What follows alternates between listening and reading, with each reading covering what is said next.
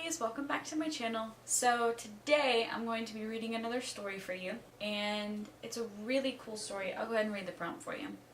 You live in a world where each lie creates a scar on the liar's body. The bigger the lie, the deeper the mark. One day you meet someone that only has one scar, and it's the biggest one you've ever seen. So I found this one on Pinterest. It's a screenshot from Reddit, it looks like. And it's such a cool story, and I wanted to read it for you guys, so hopefully you will enjoy it. Also, if you hear noises in the background, my roommates are moving around and stuff. Also, Ice is snoring in the floor, which she always does, so. Alright, here we go. He was a real good guy, through and through. Never met anyone quite like him since. Never really expected to. Never really expect I will either. People like Joe don't come around often. Once in a lifetime maybe, if you're lucky. Almost everyone I've ever met had the tiny slivered paper cuts of white lies on their fingers. It's the price of formalities. A camouflage of sorts. As everyone has a few. Some deeper cut than others over the years. Opened and reopened time after time. And not just that, but the larger cuts. Silvery things on forearms and shins, necks or backs. People lie. It's just the way of things. Sometimes the pain is worth the deception. The balancing scale plays out the mentality before a person's mouth opens. Joining the force was what I wanted.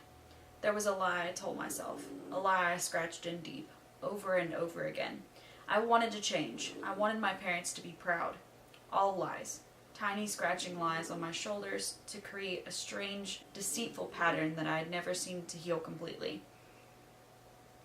In truth, I joined the force because I had nothing left.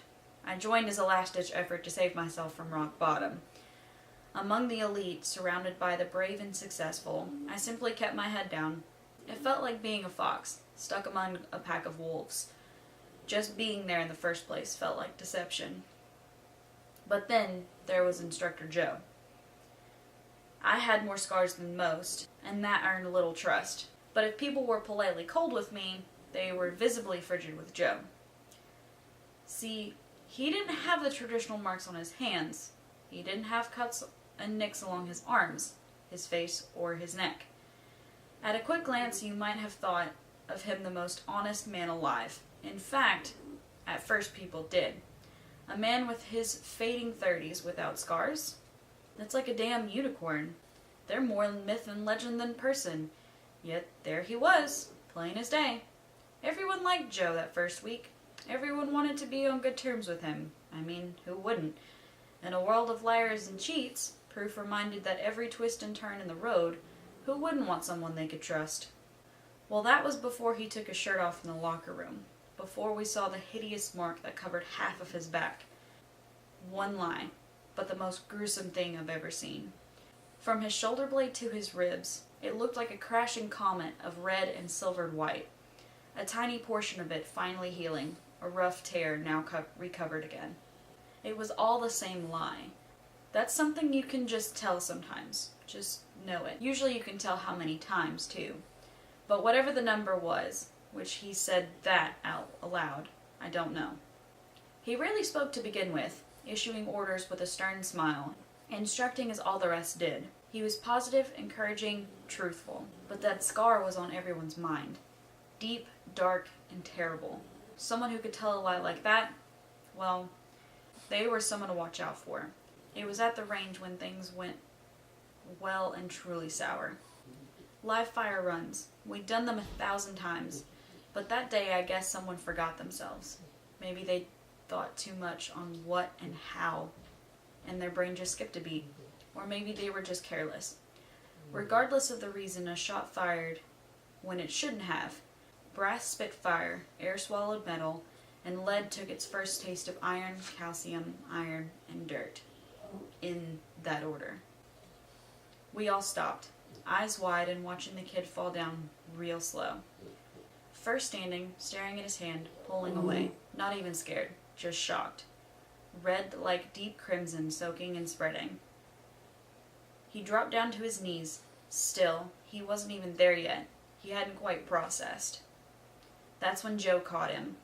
and all of the shouting erupted. The pandemonium, the first real training turned to action kicking in. Cries for medic and kit, get the kit, as people ran for the directions they thought mattered. I was close enough to know that wasn't going to make a difference. Center of mass was what we were trained for. The reason was straight and forward. Shoot to kill. Eliminate the target and move on. So I sat there, weapon heavy in my hands as I watched Joe hold this kid. Blood pouring out into the dirt like a faucet. I listened to him repeat the words that cut deep, over and over and over again. Hang on, look at me. You're gonna be alright. You're gonna be alright. And that's it. It's a cool little story, and I thought, when I read it, it kind of gave me chills, because it's such a good story. It kind of touches deep.